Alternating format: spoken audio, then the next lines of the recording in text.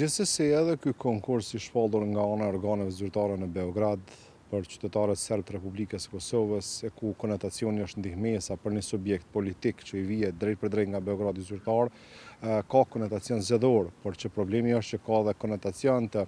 agresionit juridik në Republikën e Kosovës edhe kushtetues, duke provuar që përmes hapjes së një konkursi në Serbi të ketë ndikim efekt tek qytetarët serbë në Republikën e Kosovës, dhe për këtë unë konsideroj që Bashkimi Evropian duhet të kishte një përgjigje më përpara se gjithë secili në këto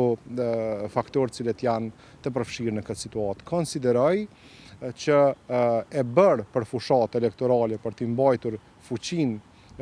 listës serbe Beogradi zyrtar, po ka dhe efektin tjetër që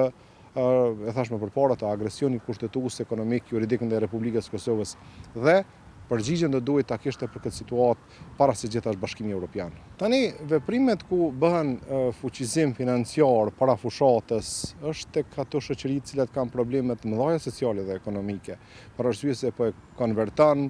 orientimin politik, bindjen politike, besimin politik me ndihmesën e një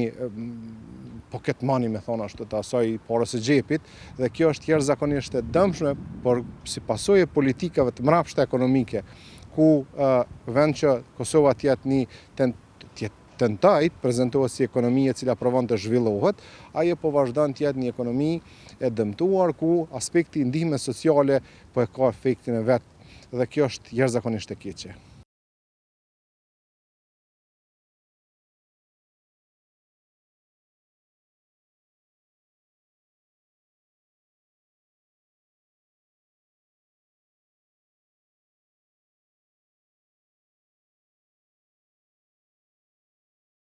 Aktiviteti politik i zhvilluar nga ana e shtetit të Serbisë pikërisht